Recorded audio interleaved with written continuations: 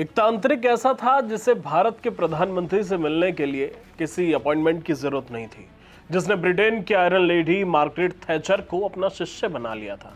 वो एक ऐसा शख्स था जिसकी बात सभी बड़े ध्यान से सुनते थे। वो राम मंदिर निर्माण के लिए मध्यस्थता भी कर रहा था। वो अरब देशों में हथियारों की दलाली भी करता था। उसका कनेक्शन दाऊद इब्राहिम तक था।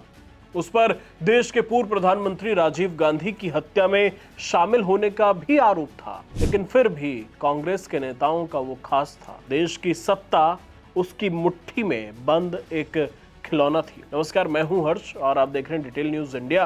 किस्से कहानी के इस एपिसोड में कहानी भारत के सबसे विवादास्पद, सबसे रहस्यमयी और सबसे ताकतवर तांत्रिक चंद्रास्वामी की।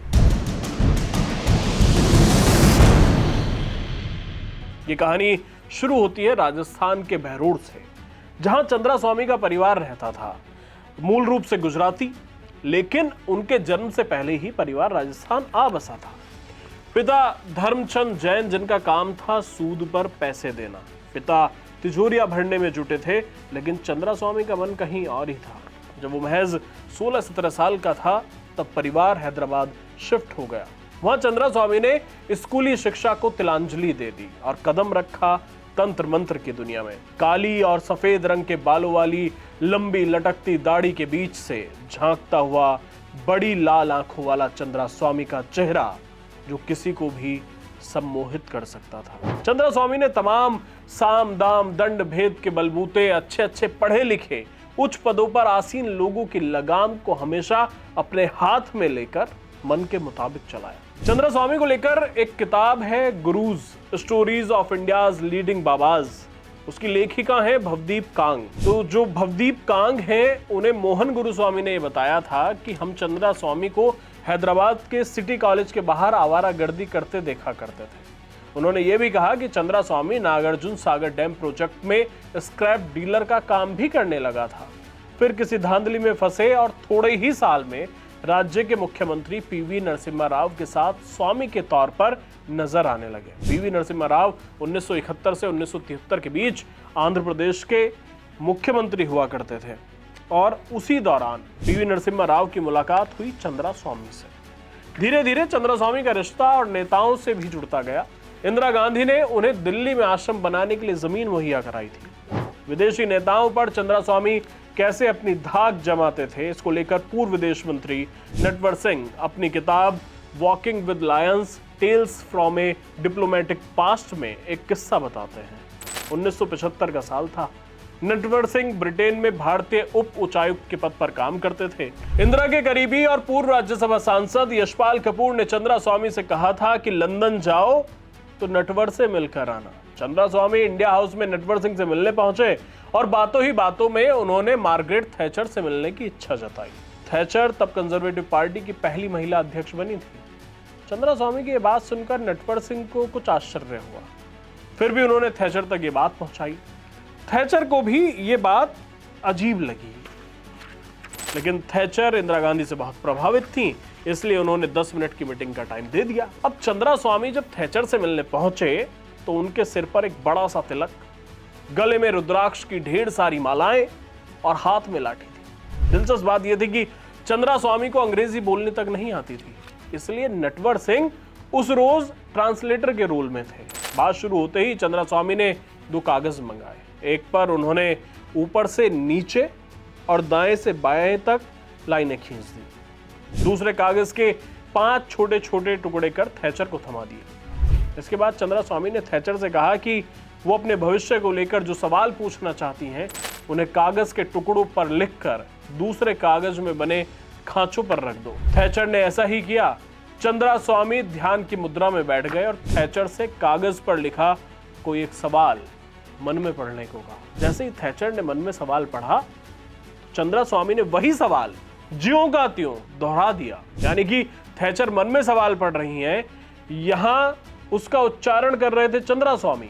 थैचर सरप्राइज हो गई। थैचर एक के बाद एक 5 सवाल मन में पढ़ती गई और चंद्रास्वामी ने वही सवाल उनके सामने दोहरा दिए।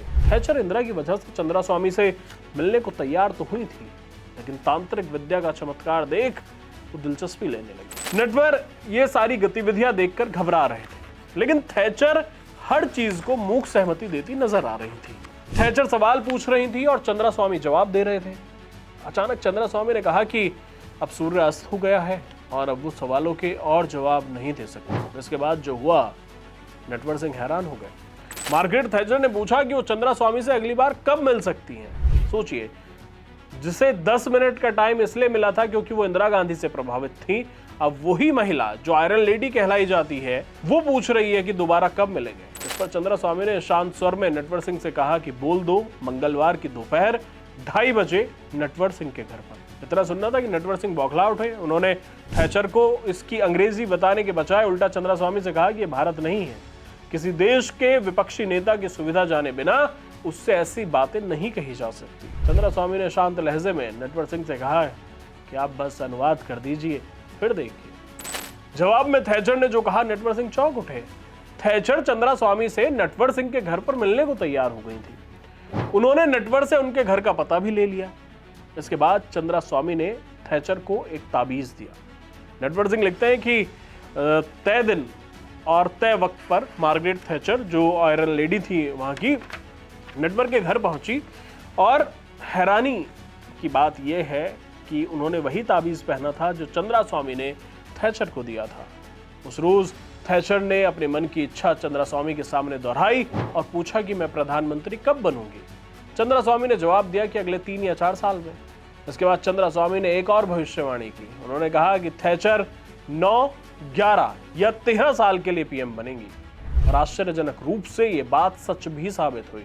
1979 में मार्गरेट थैचर ब्रिटेन की प्रधानमंत्री बनी और 1990 तक 11 साल के लिए वो प्रधानमंत्री रही। ब्रिटेन की पीएम ही नहीं है, ब्रुनेई के सुल्तान, बहरीन के शासक, जायर के राष्ट्राध्यक्ष भी स्वामी के चरणों में बैठते थे। लेकिन इस भक्ति के पीछे एक गहरा सिंडिकेट था।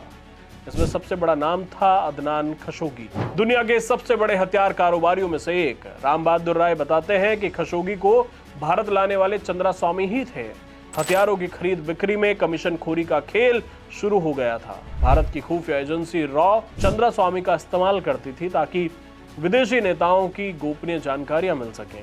विजय त्रिवेदी चंद्रास्वामी के बारे में बताते हैं कि वे बेहद विवादास्पद व्यक्ति थे, लेकिन सभी पार्टियों में उनकी एक तरह से स्वीकार्यता थी। राम मंदिर निर्माण के लिए वे जब मध्यस्थता कर रहे थे तो उनकी बात मुलायम सिंह भी सुन रहे थे, नरसिम्हा राव भी सुन रहे थे और बीजेपी की ओर से भैरों सिंह शेखावत भी सुन रहे थे।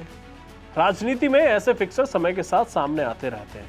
राम मंदिर के निर्माण के लिए 1993 में चंद्रास्वामी ने अयोध्या में सोमयज्ञ का आयोजन किया था। इस आयोजन में शामिल होने के लिए दुनिया भर से हिंदू जुटे थे। इस यज्ञ को कवर कर चुके वरिष्ठ पत्रकार शरद गुप्ता बताते हैं कि उस दौर में लखनऊ में कोहिनूर होटल हुआ करता था।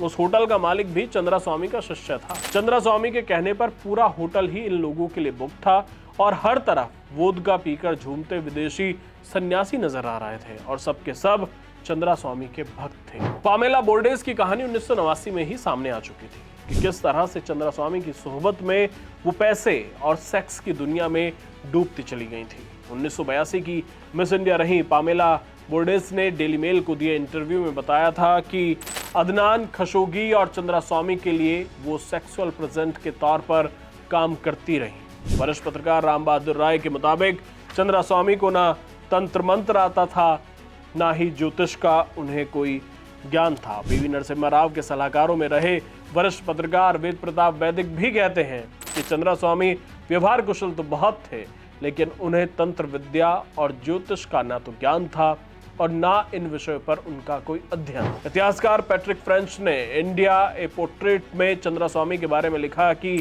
वो कोई सभ्य आदमी नहीं थे, लेकिन उनमें दूसरों के दिमाग को जीतने का हुनर था। वो दूसरों की कमजोरियां पढ़ लेते थे, खासकर वैसे लोग जो बहुत पावरफुल जगहों पर थे। ऐसे लोगों को पैसे और ताकत की वजह से लोगों के धोखा देने का डर सताता रहता था। चंद्रास्वामी की शक्ति के पीछे सिर्फ तंत्र मंत्र नहीं बल्कि अंडरवर्ल्ड का पैसा भी था। 1995 में जब दाऊद इब्राहिम के पूर्व साथी बबलू श्रीवास्तव की गिरफ्तारी हुई तो उसने सनसनीखेज खुलासा किया। उसने बताया कि 1989 में दाऊद ने चंद्रास्वामी को करोड़ों की रकम दी थी जिसे हवाला के जरिए खपाया गया। इतना ही नहीं, स्वामी पर राजेंद्र जैन की कार में बम लगाने और साधुओं के अपहरण के भी आरोप लगे, लेकिन जब तक केंद्र में नरसिम्हा राव थे कोई स्वामी को छू भी नहीं पाया। स्वामी की पहुंच स्वयं प्रधानमंत्री तक थी, इसलिए शुरुआत में तो उन पर किसी ने हाथ डालने की कोशिश नहीं की। लेकिन जब 1995 में कांग्रेस में सत्ता को लेकर नई उठापटक का दौर शुरू हुआ तो चंद्रास्वामी के राजनीतिक विरोधी गृह राज्य मंत्री राजेश पायलट ने सीबीआई को चंद्रास्वामी की गिरफ्तारी के आदेश दे दिए थे। उसी साल लंदन के व्यापारी लखूभाई पाठक ने 1 लाख पाउंड की ठगी का केस किया। चेन्नई के सिंदूरी होटल में रात के 1 बजे सीबीआई ने छापा मारा। सुब्रमण्यम स्वामी भी वहां पहुंचे, लेकिन बेअसर। चंद्रास्वामी को दिल्ली लाया गया और वो तांत्रिक सीधे तिहाड़ की सलाखों के पीछे पहुंच गया। साल 1997 में जैन कमीशन के सामने कांग्रेस ने उन पर आरोप लगाया कि राजीव गांधी की हत्या की फंडिंग में वो शामिल थे। जैन कमीशन ने भी अपनी रिपोर्ट में राजीव गांधी की हत्या में स्वामी के रोल का जिक्र किया, जिसके चलते सुप्रीम कोर्ट ने स्वामी के विदेश ट्रैवल पर रोक लगा दी थी। साल 2011 में उन पर 9 करोड़ का जुर्माना लगा। धीरे धीरे सत्ता के गलियारों में सन्नाटा छा गया। जिन नेताओं की लगाम वो थाम कर रखते थे, जो उनके पैरों में पड़े रहते थे, उन्होंने अब स्वामी से दूरी बना ली। 23 मई 2017 को भारत की राजनीति का ये सबसे रहस्यमय किरदार हमेशा के लिए खामोश हो गया। चंद्रास्वामी की कहानी अगर हम देखें और इससे सीखने की भी कुछ कोशिश करें, यह है कि सत्ता के अंधेरे गलियारों में तंत्र मंत्र का इस्तेमाल कैसे अपने निजी सल्तनत खड़ी करने के लिए किया जा सकता है। एक कबाड़ डीलर से शुरू हुआ सफर देश के प्रधानमंत्री तक डायरेक्ट एक्सेस, फिर तिहाड़ की जेल तक पहुंचना और अंत में एक विवादास्पद याद बनकर रह गया। किस्से कहानियों के इस एपिसोड में ये थी कहानी भारतीय राजनीति के सबसे बड़े तांत्रिक चंद्रास्वामी की। अगले रविवार शाम 6 बजे होगी फिर मुलाकात नई कहानी के साथ। धन्यवाद।